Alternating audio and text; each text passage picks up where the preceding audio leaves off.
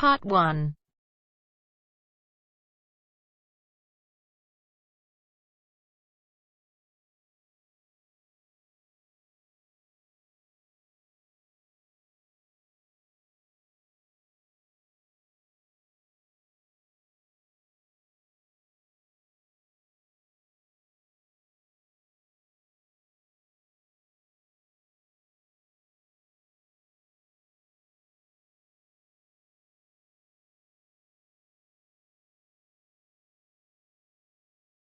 You'll hear a number of different recordings, and you will have to answer questions on what you hear. There will be time for you to read the instructions and questions, and you will have a chance to check your work. All the recordings will be played once only. At the end of the test, you will be given 10 minutes to transfer your answers to an answer sheet.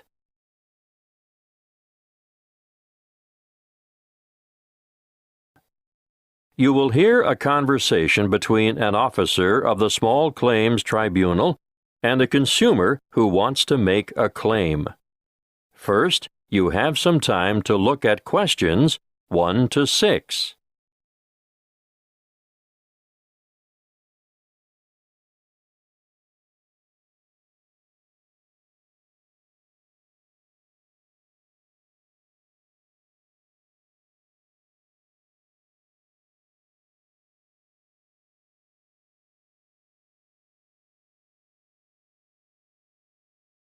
Now we shall begin. You should answer the questions as you listen, because you will not hear the recording a second time. Listen carefully and answer questions 1 to 6. Good afternoon. How can I help you? Good afternoon. I'd like to lodge a claim. Certainly. Name? Emily Jane Appleby. Appleby. That's an unusual name. Sorry, what did you say your first name was again? Emily Jane.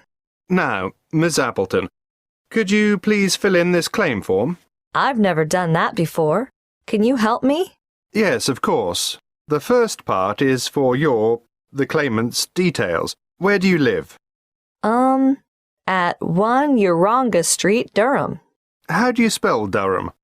Durham. Of course, I should know that. But it's just one of those names that sounds quite different from the way you spell it. It is confusing. I've seen it spelt with 2 R's. And what's the postcode for Durham? 4105. Good. And do you work? No, not at the moment. Okay, so no work number. What about a home phone number? Yes, I can give you that. It's 7848-3762. 7848? 3762. Right. Now, this part here is for the respondent's details. Who's the respondent? The individual person, company, or business that you're claiming against. Is the claim against a landlord, tenant, trader, or driver?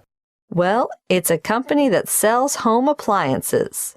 So that's trader, then. Just a moment while I write that down. ABC Appliances, actually. Oh, now this part is really important. If the respondent is a company, you must have the company's full and correct name and registered address. I've looked it up on the internet, and it's ABC Appliances Limited. Good. If we don't get this part absolutely right, you won't have a legal claim. And their registered address? Yes, I've got that written down here. Just a minute. It's, 17 Brown Avenue. That's in Barden, isn't it? I think I know the place. My wife bought a vacuum cleaner there last month. Yes, Barden. Have you got the postcode for Barden? It's really similar to mine. Wait a moment. I'd better make sure I get it right. 4065. That's it. And what's the telephone number for ABC Appliances? Oh, 7232-4681. Good. Got that. Now, in the third part of this form, we get to the actual goods or services that are in dispute. I assume you made a purchase from them. Yes, that's right. On the 3rd of February, 2011. And did the goods have any sort of guarantee or warranty? Yes, but only for 6 months. So it was just a 6-month warranty. Yes, they offered me an extended warranty for 3 years. But I would have had to pay extra for that. Oh, I see. Before you hear the rest of the conversation, you have some time to look at questions 7 to 10.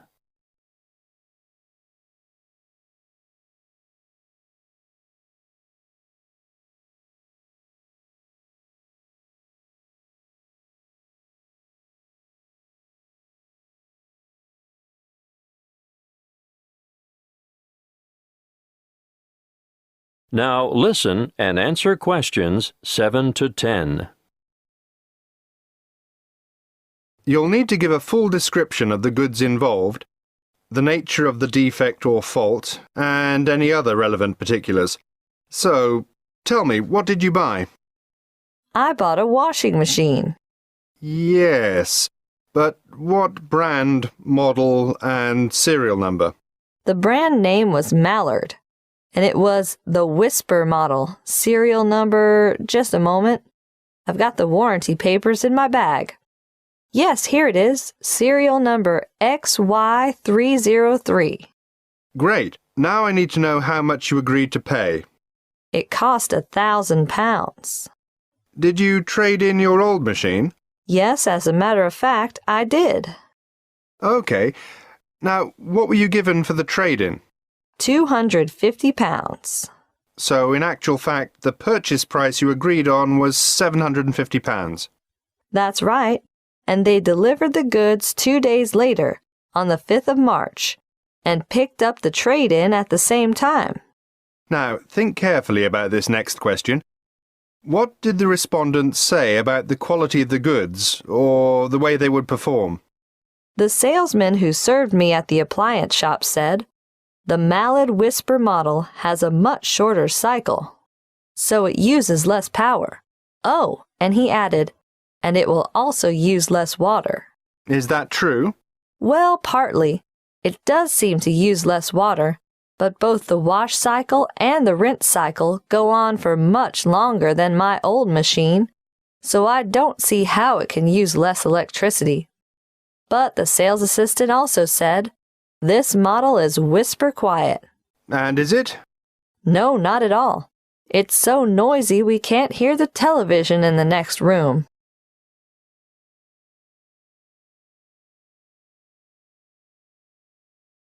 Excuse me, I have to answer that. Would you mind waiting? I'll get back to you in a minute. That is the end of part 1. You now have half a minute to check your answers.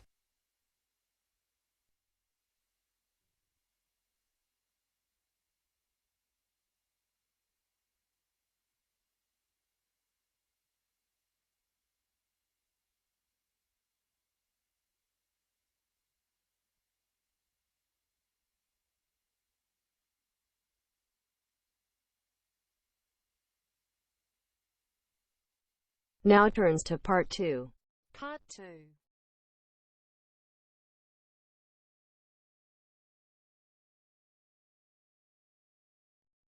You will hear a representative from Dreamtime Tours giving information about a particular tour option. First, you have some time to look at questions 11 to 14.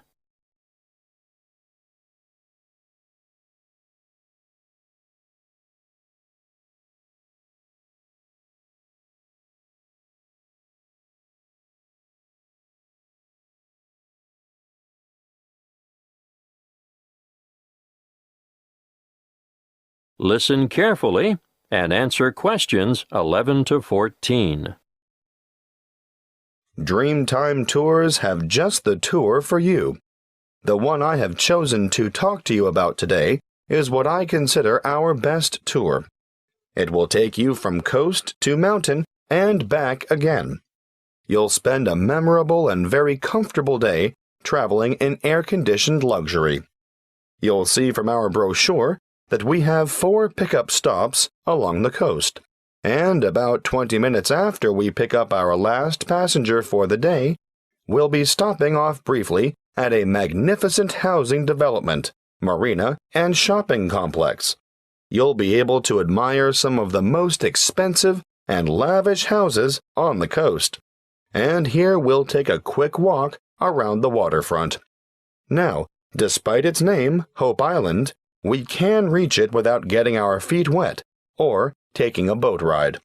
Hope Island is connected to the mainland by bridges. From there, we head inland to the beautiful Tambourine Mountain. You'll have time to browse in the many specialty shops, or you can sit and relax at a friendly outdoor cafe. We board the bus again and pass through an old timber milling town on our way to O'Reilly's Green Mountains.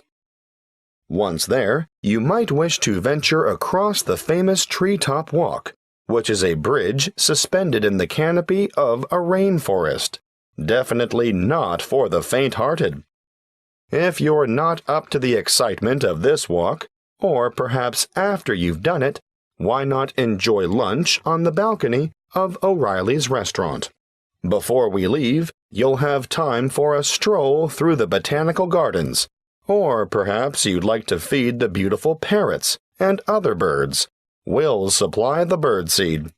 From O'Reilly's, we travel to an alpaca farm for a demonstration, and of course, there'll be a photo opportunity for you with these gorgeous animals before returning to the coach for the journey back to your original departure point. Before you hear the rest of the talk, you have some time to look at questions 15 to 20.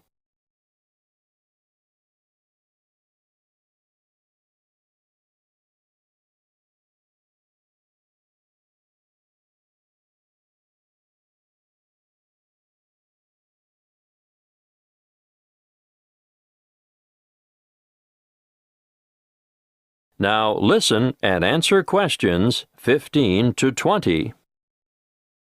If I've persuaded any of you to sign up for this tour, take a look at our Dreamtime Tours brochure. You'll see that you can book over the telephone, or you can make reservations through the reception desk. We generally have a member of staff manning the desk from 7:30 a.m. to 9 p.m. every day of the week. Don't hesitate to ask reception staff any questions that you might have about this tour or any other tour, and be sure to make it known if you have any special needs. We'll do our best to make your trip rewarding and worthwhile. If this is the tour you want, be sure to specify Green Mountain Tour, and note that these excursions are full-day tours on 3 days of the week only, Sunday, Monday, and Friday, although we're hoping to have a Saturday tour available by next year. You'll see that fares are extremely reasonable, with each adult paying just $37. Now, that's not bad for a trip of around 280 kilometers, is it? If you want to bring the family, obviously, the Family Pass is great value at $94. That includes 2 adults and 2 children. But if you're an older adult, over 65, in other words, a senior citizen, your fare is discounted too. You'll pay a bit less than the full adult rate. Please note the departure times. We adhere to these strictly.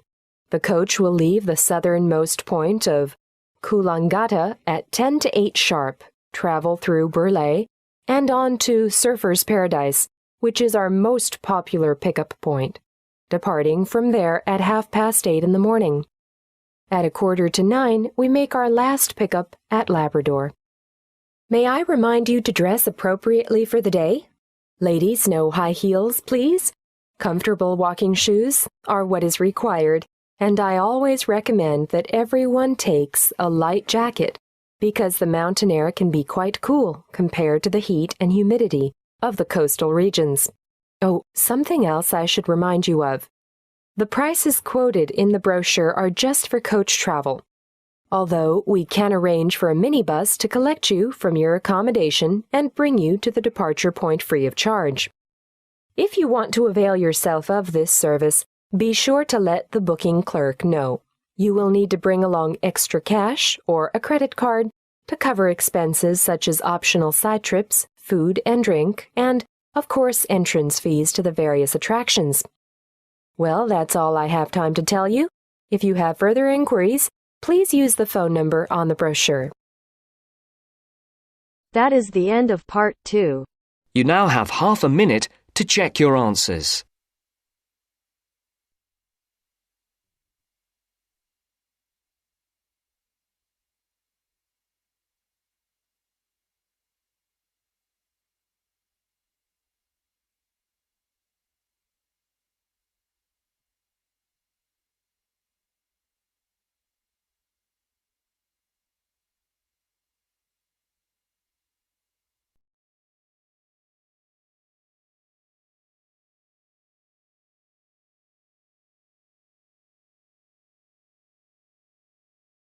Now turns to part 3.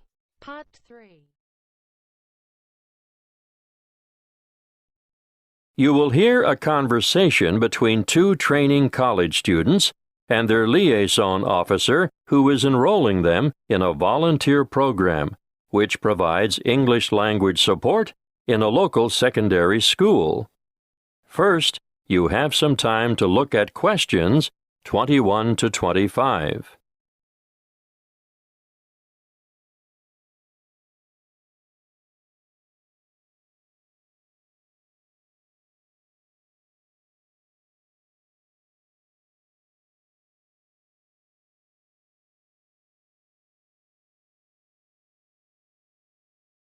Listen carefully and answer questions 21 to 25. Come in and sit down, Lester. Sharon, I can see you're keen to know more. To start with, I'd just like to say that we value volunteers highly and recognize their importance and assistance in the provision of quality education. Thank you. We're looking forward to helping out. But what exactly can we do? Volunteers can undertake a range of tasks. In general, they enrich the English language program and complement the contributions of salaried staff members. Yes, but what would we do specifically? Oh, a variety of tasks. For instance, you can tutor individual students in reading. I thought that might be the case. But you can also help students edit their written responses. Great. Is that also a one-on-one activity? Oh, yes, definitely. But volunteers are also called on to assist in designated classes. And what exactly would we do there? Well, it depends on the class, of course, but usually you take on the role of an assistant. A teacher's assistant. Yes, that's it. Sounds like fun and good preparation for our own careers. Then, an enormous area of assistance is developing students' organizational skills. Yes, I can imagine that's why some of them are struggling in the first place. There's also the special needs unit. They always need volunteers there. But we have no training in special needs. That's not necessary. These students just really appreciate having any extra attention. Sometimes help with the simplest things, like holding a pen correctly. Well, that's something all able-bodied students should learn. I've noticed some of the strangest pen grips amongst my peers, and I'm sure they must end up with sore hand or shoulder muscles at the end of the day. Yes, I'm sure you're right. The other task I'd like you two to help out with is encouraging and improving the students' work ethic. Oh, I can't imagine that'll be easy. No, but it is important, and I can give you some training in that field. That'll be good. I should also point out that you'll be working alongside quality teachers at times who are not only caring role models, but excellent motivators. Well, we should learn a lot from them. Yes, the teachers you'll be assigned to are innovative and very responsive to the different needs of individual students. If that's true, they must be adept at a variety of teaching styles. Quite right. You know, part of my mission is to forge close partnerships between experienced teachers and trainees like yourselves. As far as I can see, everyone has something to gain from the exchange of information and skills, not just the students you're helping. Before you hear the rest of the conversation, you have some time to look at questions 26 to 30.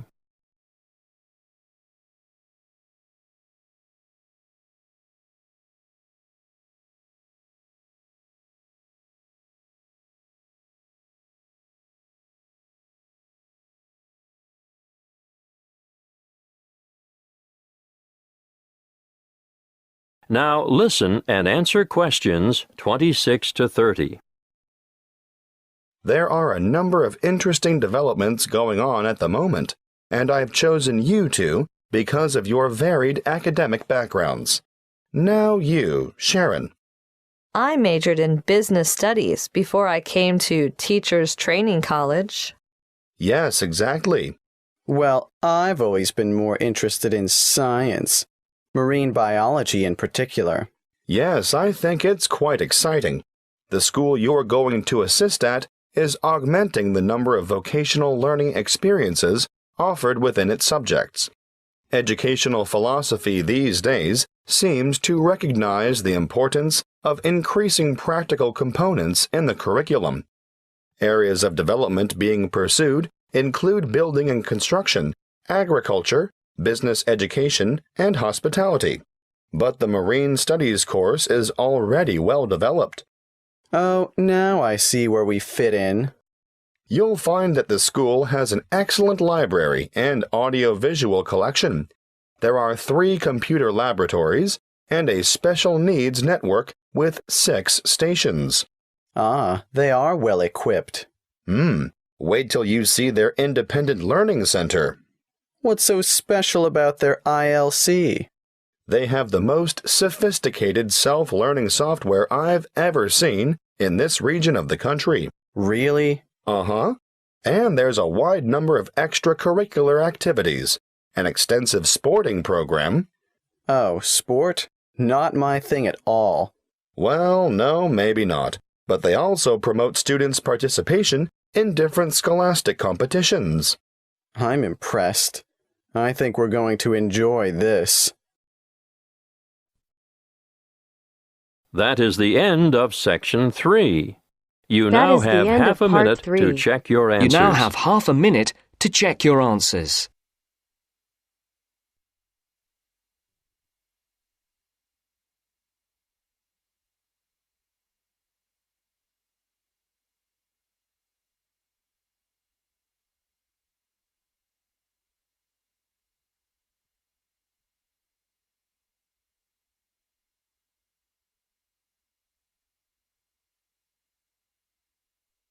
Now turns to part 4.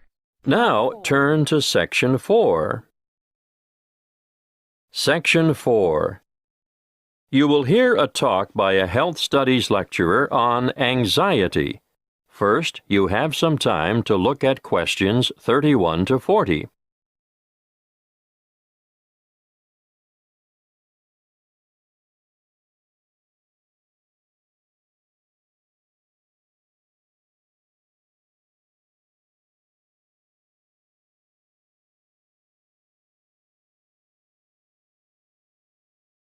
Listen carefully and answer questions 31 to 40. My talk today is on anxiety.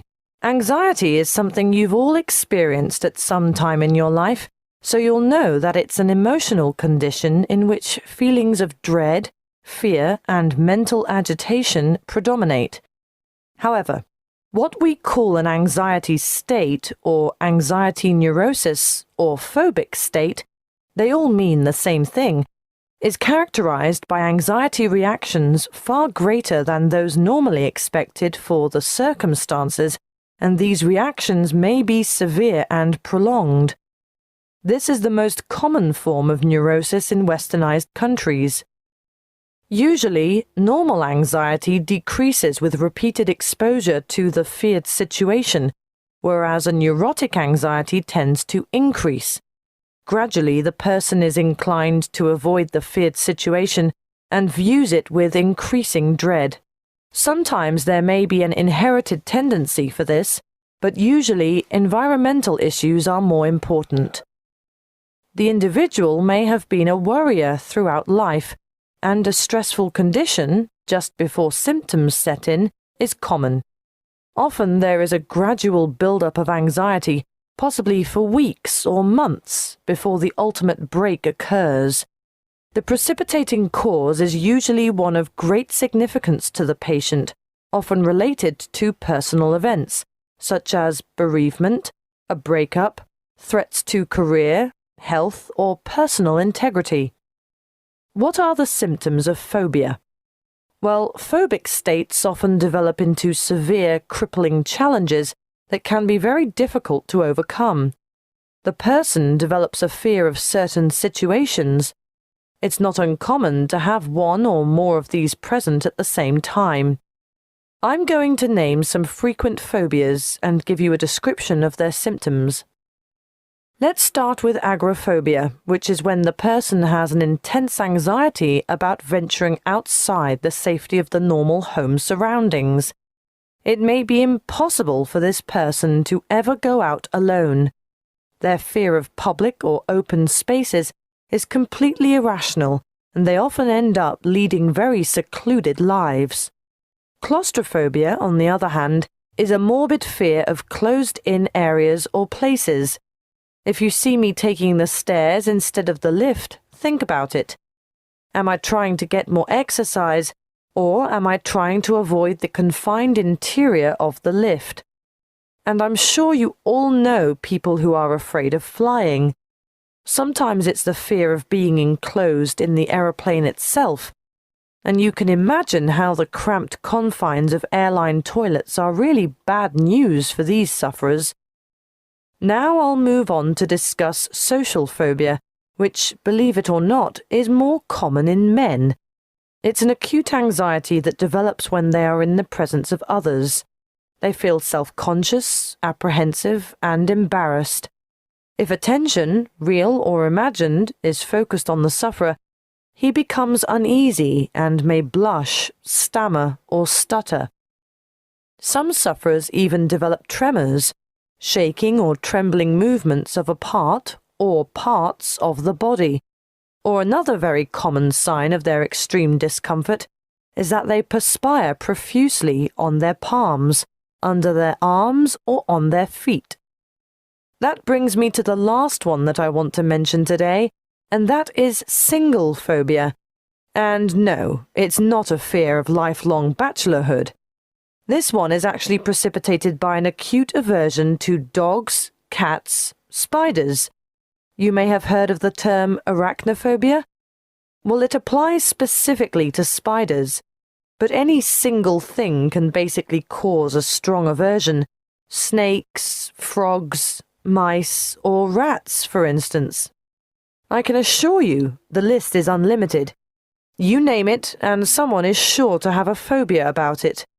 Some people are terrified of the dark, for example, and I'm not talking about young children here. You'd be surprised how many adults are afflicted in this way. Well, I see our time is up.